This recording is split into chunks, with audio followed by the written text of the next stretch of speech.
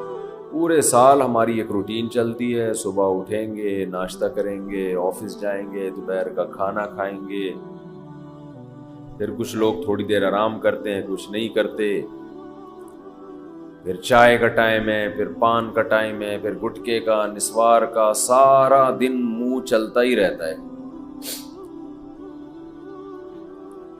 اس کے بعد جناب گھر آئیں گے، پھر رات کا کھانے میں کیا کھانا ہے، کھانا کھانا کھانا کھانا صبح سے لے کے شام تک۔ نارمل روٹین میں 6-7 گھنٹے کوئی انسان کھائے پیے بغیر رہ لے، کچھ بھی نہ کھائے، ایسا کہیں بھی نہیں ہوتا، پوری دنیا میں نہیں ہوتا۔ کچھ نہ کچھ تو انسان چکھ ہی لیتا ہے۔ بھئی 6 گھنٹے سے کچھ نہیں کھایا، چلو تھوڑی سی چینی اٹھا کے منہ میں رکھ لو، چلو 2 گھونٹ پانی کے ہی پی لو، ایسا ہی ہوتا ہے نا۔ چلو بھائی 2 نوالے، چلو دودھ کے دیگچی سے ڈھکن ہٹا کے 1 چمچ ملائی چاٹ لو۔ ہر آدمی کے الگ طریقے، کچھ بھی نہیں یار آدھا کپ چائے پی لو، صبح سے چائے نہیں پی لو، کہہ رہے ہوتے ہیں نا۔ لیکن رمضان میں کیسی اللہ تعالیٰ روٹین چینج کراتے ہیں، ایک دم عالم اسلام میں ایک تہلکہ مچتا ہے۔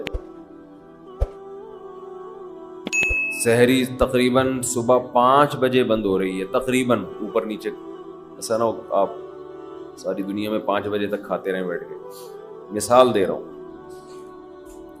تو 5 بجے کے بعد 6 7 8 9 10 11، دوپہر 11 بجے 6 گھنٹے ہو گئے، آپ نے نہ کچھ کھایا اور نہ پیا۔ چلو 6 گھنٹے، 12 1 بج گیا اور 8 گھنٹے ہو گئے۔ نارمل دنوں میں ایسا نہیں ہوتا کہ 8 گھنٹے تک ایک نوالا بھی آپ نہ چکھیں۔ کوئی غیر مسلم آپ کے ساتھ ہو تو وہ کہے گا شاید اب یہ کھا لے گا کچھ۔ 8 گھنٹے، 1 بجے تک کتنا ٹائم ہوتا ہے؟ 8 گھنٹے ہو، شاید اب یہ کچھ 2 نوالے کھا لے۔ پھر وہ آپ کو دیکھ رہا ہے بھائی ابھی بھی نہیں کھا رہا ہے، ویسے تو جائیدادیں کھا جاتا تھا، ہے بھائی، جو چیز کھانے کی نہیں بھی ہوتی تھی وہ بھی کھاتا تھا، اور اب پتہ نہیں کیا ہو گیا اس کو۔ 1 بجے کے بعد پھر 2 بجے، 3 4، شام 5 بج گئے اور 12 گھنٹے ہو گئے۔ وہ حیران ہوگا یار ابھی بھی نہیں کھایا اس کو۔ پھر 6 بجے، 7 جب بجے ہیں تو 14 گھنٹے ہو گئے۔ ہو سکتا ہے کوئی غیر مسلم آپ کے ساتھ ہو، دیکھے کہ بھئی آج شاید اس کو کھانا نہ ملا ہو، ایک دن برداشت کر لیا اس نے، 14 گھنٹے تک نہ کھایا اور نہ پیا۔ شاید کچھ شوگر لیول کم کرنا چاہتا ہو، یہ کسی ڈاکٹر نے مشورہ دیا ہو کہ آج تمہاری آنتوں میں کوئی سوزش ہے، کوئی پرابلم ہے، تو 14 گھنٹے تک مت کھاؤ۔ اس کے بعد آپ نے کھایا، وہ الگ بات ہے، پھر ایسا کھایا کہ پولیس بھی آپ کو نہیں روک سکتی۔ پھر کیا ہوا ہے کہ آپ سارا دن آپ نے روزہ رکھا، اس کے بعد غیر مسلم دیکھے گا کہ شاید اب ان کے مذہب میں نماز کی آج چھٹی ہوگی، کیونکہ انہوں نے نماز سے بڑھ کر محنت والا کام کر لیا ہے۔ لیکن وہ دیکھتا ہے کہ اب یہ عشاء کے بعد اور مزید لمبی لمبی رکعتیں پڑھنا شروع کرتے ہیں، جو پورے سال میں یہ عمل نہیں ہوتا۔ اِنَّهُ يَرَاكَ حِينَ تَقُومُ وَتَقَلُّبَكَ فِي السَّاجِدِينَ، اے نبی جب آپ نماز کے لیے کھڑے ہوتے ہیں وہ اللہ آپ کو دیکھتا ہے، اور سجدہ کرنے والوں کے ساتھ الٹتا پلٹتا بھی آپ کو دیکھتا ہے اللہ۔ تراویح میں کیسے رکوع میں جا رہے ہیں، پھر قومہ میں جا رہے ہیں، پھر سجدے میں گر رہے ہیں، پھر سجدے سے بیٹھ رہے ہیں، پھر دوبارہ سجدے میں جا رہے ہیں، پھر کھڑے ہو رہے ہیں، پھر دوبارہ رکوع، پھر قومہ، پھر سجدہ، پھر سجدے سے کوئی کھڑے ہو کر دیکھ رہا ہو جس نے کبھی یہ عبادت نہ دیکھی ہو تو وہ حیران ہوگا نا کہ یہ مسلمان پاگل ہو گئے ہیں, دماغ خراب ہو گیا ہے, ان کو ڈاکٹر نے ایکسرسائز کا کہا ہے, ایک ہی کام کیے چلے جا رہے ہیں, رکنے کا نام لے ہی نہیں رہے. جس نے کبھی یہ عبادت نہ دیکھی ہو تو حیران ہوگا نا یہ کر کیا رہے ہیں. ایسا تو کسی چرچ میں نہیں ہوتا, ایسا تو کسی مندر میں نہیں ہوتا, ایسا تو کسی یہودیوں کی عبادت گاہ میں نہیں ہوتا. کتنی لمبی لمبی رکعتیں ہوتی ہیں تراویح کی.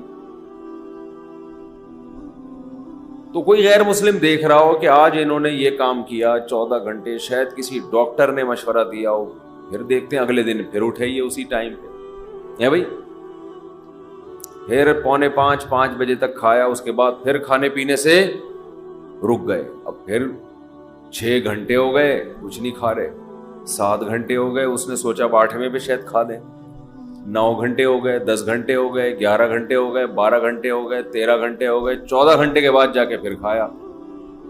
تو وہ کہے گا یہ باولے ہو گئے ہیں, یہی کہے گا نا, ان کا دماغ کیا ہو گیا ہے یار. ایک دن ڈاکٹر مشورہ دیتا ہے, 2 دن دیتا ہے, پھر وہی تراویح. وہی مریخ سے آیا ہوا تھا نا کوئی جس کو پتہ نہیں تھا رمضان کا, اگلے دن دیکھا پھر وہی. ویسے تو بڑے بدماش ہیں یہ, ایک نہیں مانتے خدا کی, لیکن اب انہیں پتہ نہیں کیا ہو گیا ہے. پھر تیسرے دن, پھر چوتھے دن, پھر 5ویں دن بھی وہی روٹین, 6ٹھے دن بھی وہی روٹین. اس نے کہا اب یہ نارمل روٹین پہ آئیں گے, کل سے ان کا ناشتہ شروع. تو 2 دن نہیں, 3 دن نہیں, 4 دن نہیں, 5 دن, 6 دن, 7ویں دن بھی ویسے ہی, 8ویں دن بھی ویسے ہی, 9ویں دن بھی, 10, 11, 12, 13, 14, 15, 16, بالآخر جا کے 29 یا 30 دن تک یہی کرتے رہتے ہیں.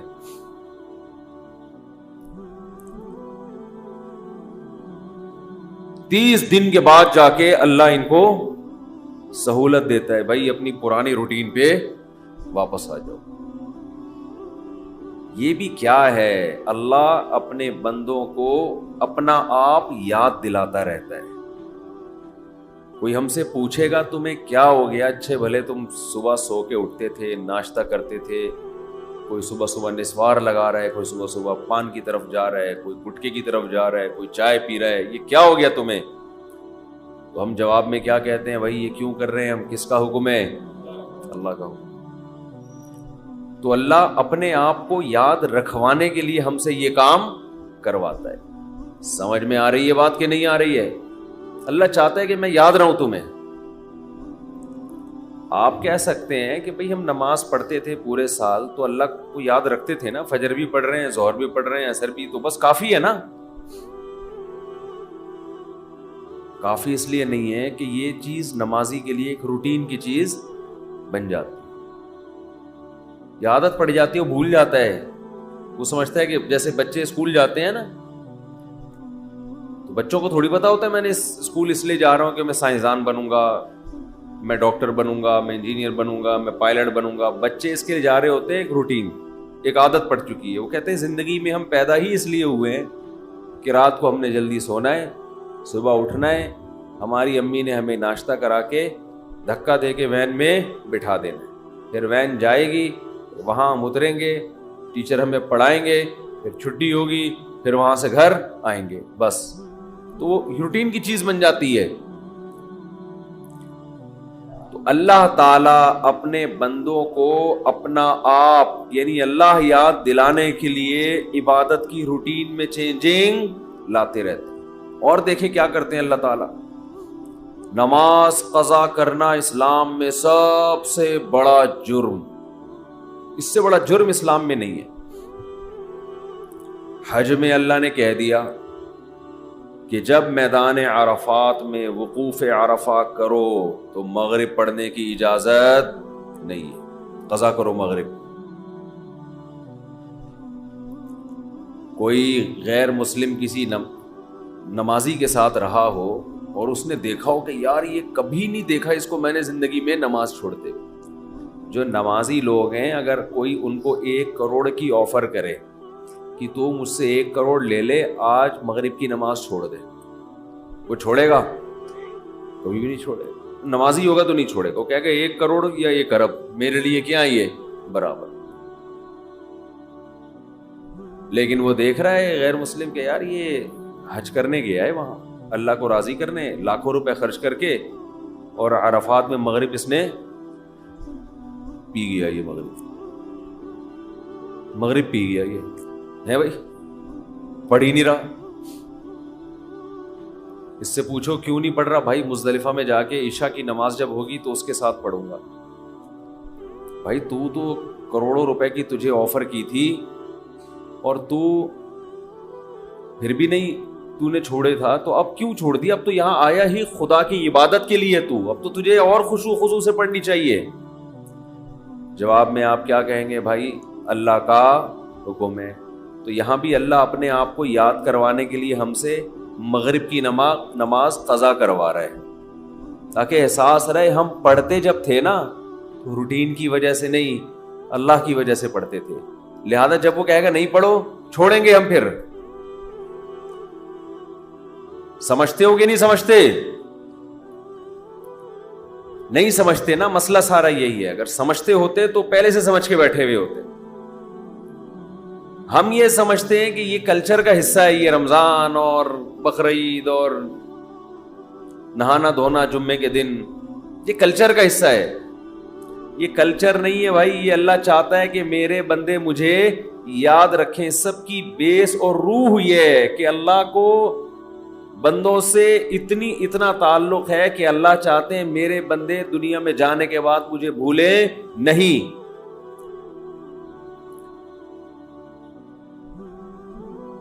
مجھے یاد رکھیں میرے بندے. تو ہر وہ چیز جو آپ کو اللہ یاد کرواتی رہے گی, اللہ کی نظر میں اس چیز کی ویلیو سب سے زیادہ ہے. کون سی چیز ہے جو آپ کو سب سے زیادہ اللہ یاد دلاتی ہے؟ وہ عبادت ہے دعا. سمجھتے ہیں کہ نہیں سمجھتے؟ آج دعاؤں میں زیادہ زور نہیں ہے. یہ بڑا مسئلہ ہے.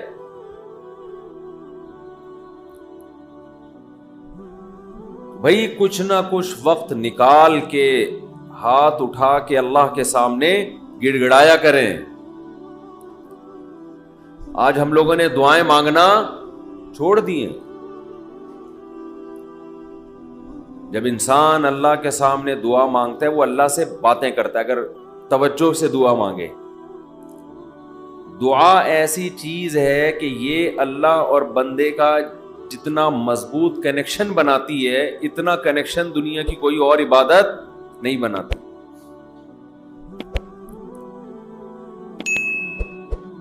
ہمیں شیطان ورغلاتا ہے کہ اس سے مل کیا رہا ہے تمہیں, نظر تو کچھ بھی نہیں آتا, ملتا تو کچھ بھی نہیں ہے.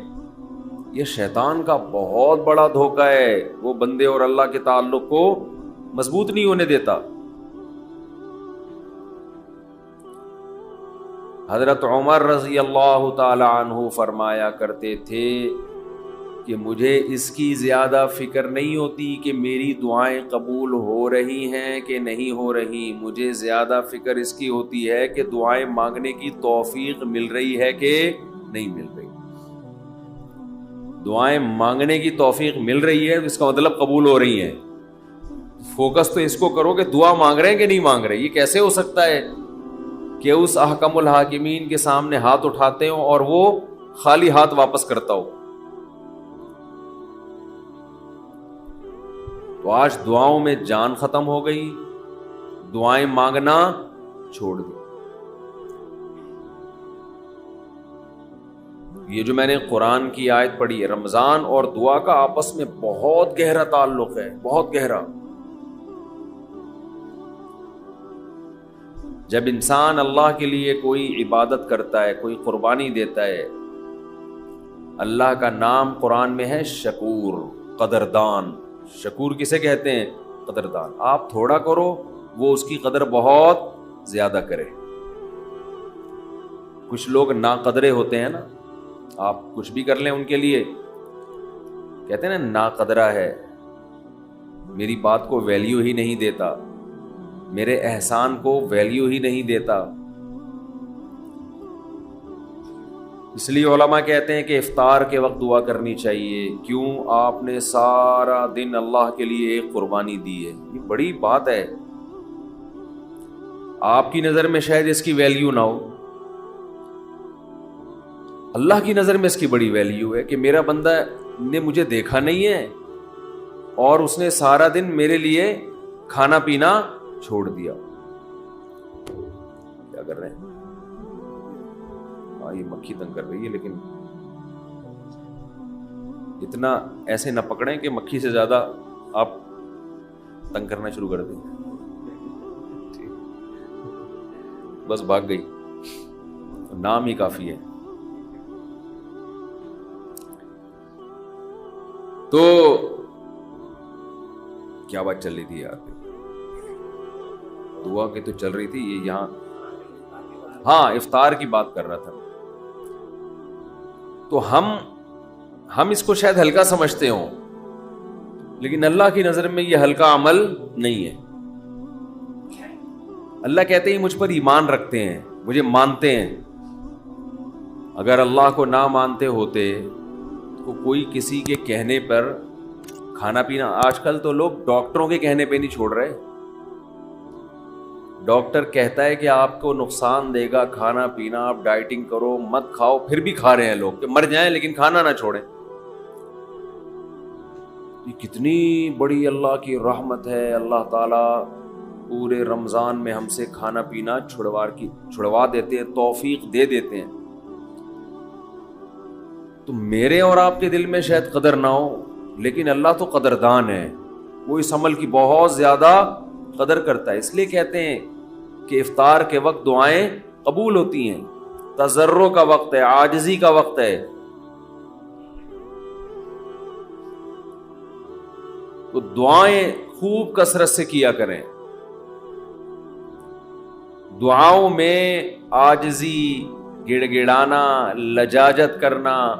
نبی صلی اللہ علیہ وسلم نے فرمایا دعا رو کے مانگو, اور رونا نہ آئے تو رونے جیسی صورت بنا لو,